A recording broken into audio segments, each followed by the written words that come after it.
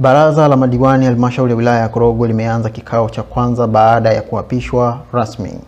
Katika kikao hicho, waheshimiwa madiwani walifanya uchaguzi wa viongozi ambapo diwani wa kata ya Dindira Mheshimiwa Selemani Mwongozo alichaguliwa kwa kura za ndio kuwa mwenyekiti wa halmashauri. Huku diwani wa kata ya Rutindi Mheshimiwa Emmanuel Mng'ong'ose akichaguliwa kuwa makamu mwenyekiti. Baada ya kuchaguliwa, Mheshimiwa Mwongozo alimpongeza mkurugenzi wa halmashauri ya wilaya ya Korogwe na management yake kwa kusimamia vizuri mapato ya halmashauri na kuasisitiza waheshimiwa madiwani kuungana na management hiyo kuendelea kusimamia mapato ipasavyo. Kwanza niwashukuru sana kwa uwepo wenu leo kwenye jambo hili kubwa ambalo limetukusanya.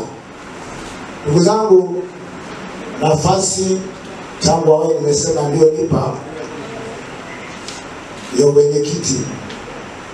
Kule kwetu tunasema huwezi kuwa zumbe kama huna watu.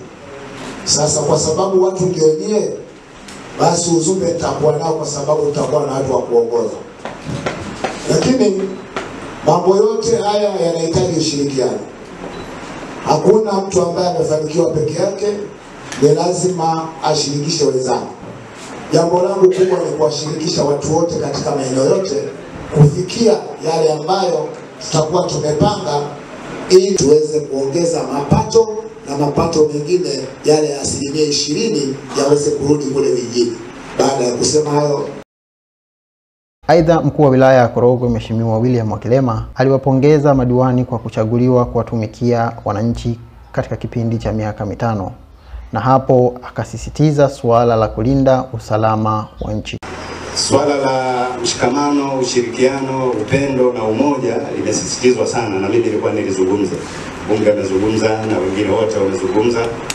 Ili tuweze kufanikiwa ni lazima tuwe na ushirikiano, tuwe na upendo kati ya mwenyekiti pamoja na baraza la madiwani, lakini pamoja na mkurugenzi na watumishi.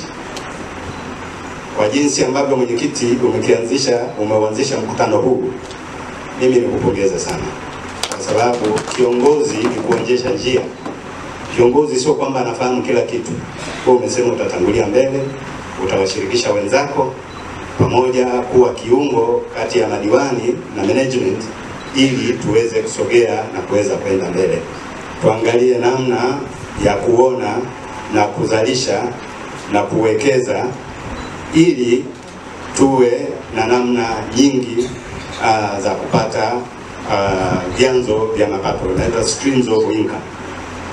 Hata mtu binafsi usitegemee chanzo kimoja, unakuwa na chanzo cha pili na cha tatu, ili kingine kikiumba unaweza ukajishikiza upande mwingine. Kwa hilo mkurugenzi pamoja na management yako muendelee kulifanyia kazi mawazo aliyosema mheshimiwa mbunge, na mnaweza mkakaa naye, labda mengine hajazungumza hapa, angepata muda angezungumza zaidi, ili muweze kujipanga kuona namna ya kuweza kufanya kazi pamoja.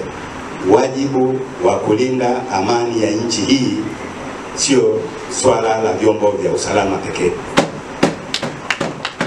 Niwasisitize sana, swala la usalama wa nchi hii ni la kila mtu, kila raia wa nchi hii, na kila mmoja mahali pale alipo asimame, muweze kushirikiana kuhakikisha kwamba maeneo yetu yote yanakuwa salama, ili tukiwajengea hawa wananchi wetu wawe na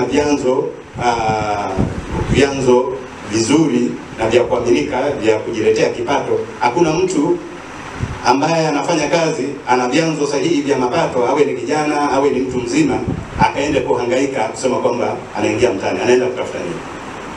Kwa sisi tukahakikisha kwamba tunakaa na wananchi wetu, tubuni hivyo vyanzo vya mapato vya kujipatia kipato na biashara, lakini pia swala la ulinzi na usalama katika maeneo yetu kutokea mtaa, kitongoji, vijiji na halmashauri yetu ni swala la kila mmoja wetu, sio swala tu la kamati ya ulinzi na usalama. Nikupongeza hilo Shabira kwa kulikumbusha hapa, naamini tutaenda kufanya hivyo kwa kushirikiana na viongozi wengine walioko kule kwenye maeneo yetu. Kama alivyozungumza Mheshimiwa Rais, swala la ulinzi na usalama wa nchi yetu na maeneo tunayokaa ni la kila siku na ni la kudumu. Kwa wakati wote tuendelee kuwa salama, tusipoteke. watu ambao watu waelewi waingie kwenye maeneo yetu tunawaacha, kwa kila mtu akafungue macho na masikio. Kama kuna jambo lolote au tetesi yoyote au watu tusiowafahamu wakizunguka kwenye maeneo yetu, sisi tuwe watu wa kwanza kuwadhibiti kwa kushirikiana na kamati ya usalama ya wilaya.